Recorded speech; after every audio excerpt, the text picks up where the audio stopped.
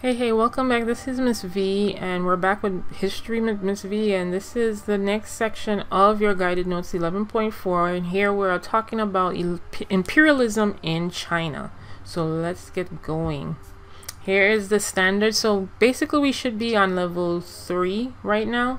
You should be able to analyze the causes and effects of imperialism, but in this case you want to be able to identify the major events in China that happened in the 19th and 20th century related or regarding imperialism in China. Okay, here's your vocabulary.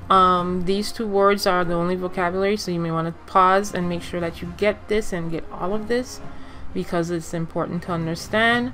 The two words are extraterritoriality, say that 5 times fast, I will not, and open door policy, which we're going to get into a little bit more, so you may want to take time out to pause and get those two vocabulary words. Alright, so this was a Jing Dynasty, as you see here. As you see, it started kind of around the 17th century, right, and lasted all the way to the early 20th century. However, this is all going to be broken up because Western ideals and Western life is going to come, and Europeans are going to shatter this basically, so that they have control of certain areas and ports and so forth. But you'll see what I mean in a little bit. Okay, so the Jing Dynasty started to decline because, as I mentioned, there was a lot of external pressure, intense external pressure that came from European nations to move towards an industrial and modern society, particularly those from Britain and somewhat of the United States as well. Okay, they were particularly interested in having trade with China, and they put a lot of pressure on China to move towards trading with them, and sometimes even by force. Okay, also corruption was happening internally in China with the dynasty. There was a lot of peasant unrest and incompetence in the government, and also there was a rapid population growth, which made matters worse in terms of the weakness, and that caused the decline of the dynasty, and therefore that was an open gate for Western European nations to come in and have colonize China. Okay. However, it didn't happen that quickly because of certain things. But for question number 2, British was quite upset with the trading agreement with China because these European merchants were restricted to a certain small trading outlets in what was called Guanzhou. Okay, and because they were restricted to those small areas and only a few Chinese firms, the British didn't like that arrangement. They figured it was unbalanced. Okay, and you're gonna see what's gonna happen with that in a minute, because this is 3, and sorry I forgot the numbers here, but this is 3, this is 4, and this is 5. Okay, so as I mentioned, they did not feel this was a balanced trade. Actually, they figured it was called a trade deficit, right? An unfavorable balance of trade with China. Not only did Britain not get the trading firms that they wanted and the amount that they wanted, they also had to pay China with silver to make up the difference for the trade between its imports. So the tea, the silk, the porcelain, etc., they kind of had to make up for that unfavorable trade balance, and that cost them. And of course China is getting Indian cotton, which, you know, that was, I guess, favorable for China. So the British tried to negotiate with China to improve their trade balance, but when the negotiations failed, British then said, well, we're going to kind of stick it to you in a sort of way, not in a sort of way, a real way, and they started to trade opium with China, and this is opium poppies, as you see here. It's a pretty flower, and this is the pods that come in the poppies, right? And they secrete a sort of a latex secretion that comes out from it, and that is highly addictive. That produces what are, once it's, you know, configured, it produces things like heroin and fentanyl and other dangerous drugs, okay, which is exactly what happened, as you see here. So Great Britain, India would give opium to Great Britain. Great Britain would then trade with China the opium, and of course China would give them back tea and the silver, right, for the trade, okay? So because of that, that's going to be a problem, as you see here. What do you think is happening in this particular drawing? Let me know in the comments and tell me what you think is happening here, or let me know in an Edpuzzle. Alright, so if you said that many of the Chinese people are hooked on opium and heroin, then you're absolutely right. That's exactly what happened. Because of the influx of opium, now you have addicts, right, that are hooked on opium, or the, you know, the heroin that's being brought in from India, okay? It's making them sick, and many people are dying, okay? There we go. So of course now there's this opium war from about 1839 to about 1842, and this is your answer for number 6. So now the Chinese, realizing that this, you know, that they're bringing in this highly addictive, you know, plant that's, you know, creating this drug, the Chinese Army and Navy was no match, because the British were better trained, they were better armed, etc. And because of this, the British then gained control over certain ports and areas, especially Nanjing. And the Jing officials, because of all of this that was happening, especially with the, you know, the addiction that was going on with the opium, they agreed to negotiate on the British terms rather than, you know, hold their ground. And of course they lost this war per se, okay? Alright, so number 7, the provisions of the Treaty of Nanjing, as you see here, these were some of the things, and I'll try to cut this down as much as you can. As you see here, in the Treaty of Nanjing, the island of Hong Kong was given, right? They opened 5 ports to the British trade. So this is all of what Britain is getting now, because Britain decided to flood China with opium, right? Because they didn't get what they wanted in the first place, and they figured that their trade was unbalanced. So now Britain is getting all of this stuff, okay? They're getting Hong Kong, they're getting 5 ports, right?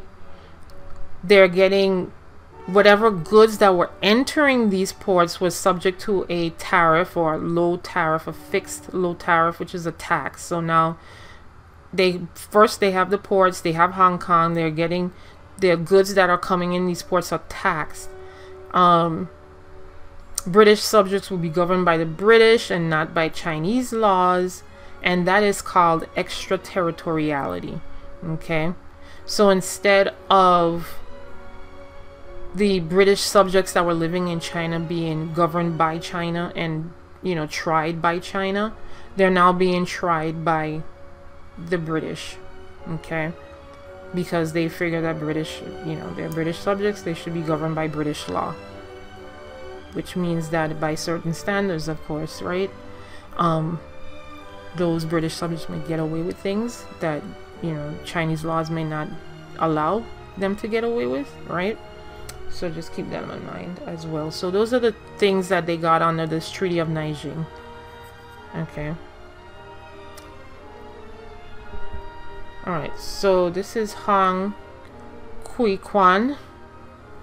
And his mission, he figured his mission was to destroy the Jing Dynasty, right? He was influenced by Christian teachings.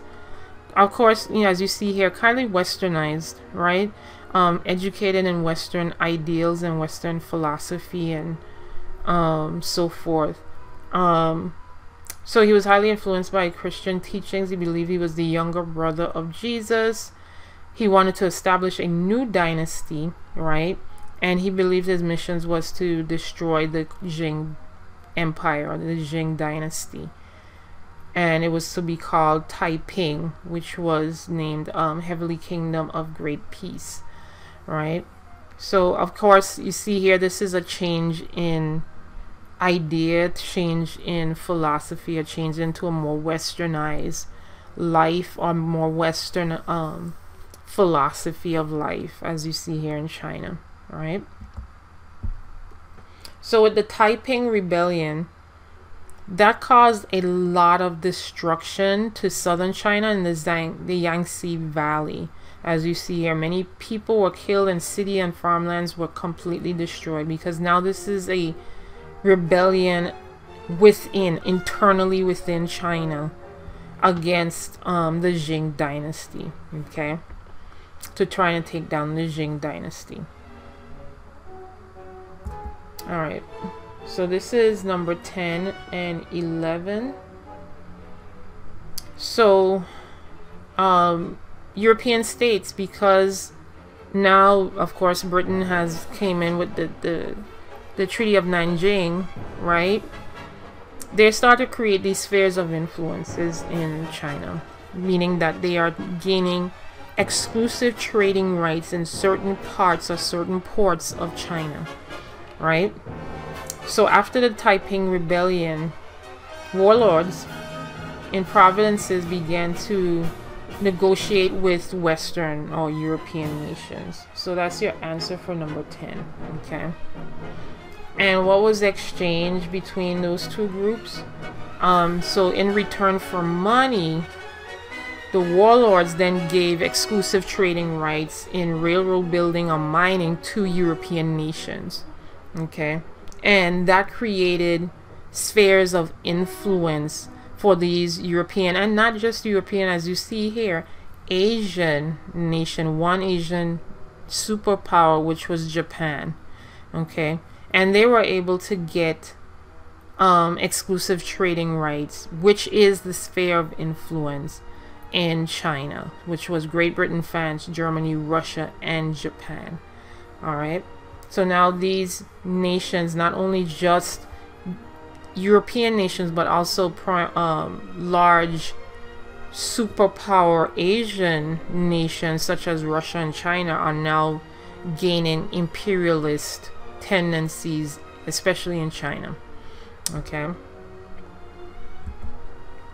And as you see here, as the colonial powers came in here now and they gain access, now they're carving up China, just like how they did with Africa, with no regard to what the people have to say in that country. Now they're carving up China based on where they want to have influence, right? And based on where certain colonial possessions are. As you see here, the British had Nanjing, they had Shanghai, they had Guangzhou, they had Hong Kong. The French was able to get a peace. Manchuria, they got a peace here with Russia and Japan. And as you see here, it's kind of broken up into different parts of where they wanted to have control. The Japanese were able to get Korea a long time ago, Taiwan, etc. Okay, so this is 12 and 13. So, as I mentioned before, the United States also had great interest in trying to get their hands into these Chinese markets. Okay, and the U.S. Secretary of State John Hay made this proposal so that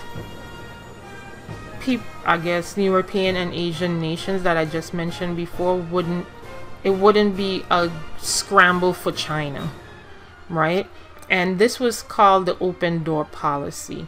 And this open door policy was created by John Hay so that all would have equal access to Chinese markets, and also something that would preserve the unity of the Chinese empire, quote unquote. Okay. The idea here was to reduce imperialist hysteria in accessing the Chinese market, and it was also supposed to reduce the fears of one particular nation or one particular superpower trying to dominate this Chinese market. But this was also a policy, if you think clearly and you think in terms of chess or playing a game, right? This was also an opportunity for the United States to get in good with China so that they can be able to get their hands on Chinese markets, right? And trying to get their hands on different ports in China as well.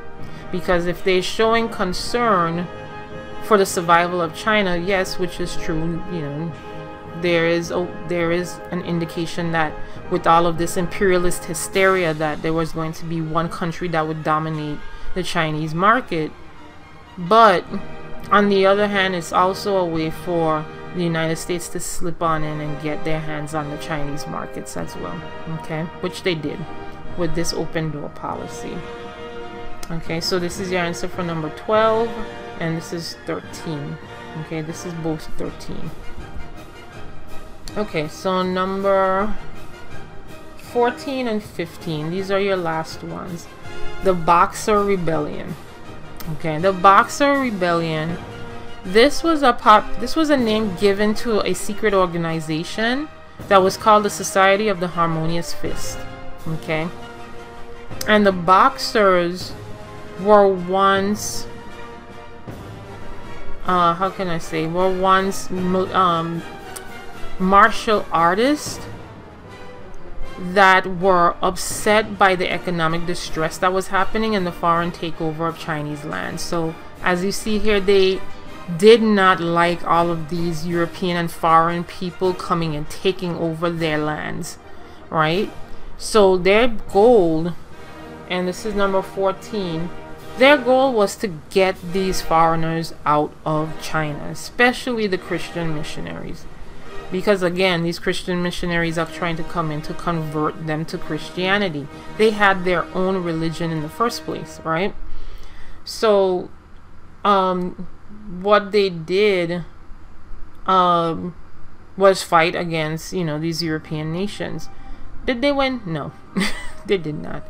It was a valiant effort. They did not win, but as you see here, 20,000 British, French, German, Russian, American, and Japanese troops attacked Beijing to try to get some order back into the area of China, you know, in certain areas of China, and restore the order and demand. Now they demanded more from the Chinese government because of the Boxer Rebellion.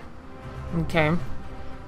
Although, you know, like I said, valiant effort by the Boxers, but they did not win this rebellion at all, because all of these European nations and the major Asian nations joined together, sent troops in to combat against the Boxers. Alright, so that is it for this particular section. You have political cartoons, as you see here, to make sure that you understand how to answer these, and if you need any help, ask me in class or drop me a message and I will help you answer all of these. They're particularly easy based on what we just learned about imperialism in China. Alright, I'll see you soon. Peace.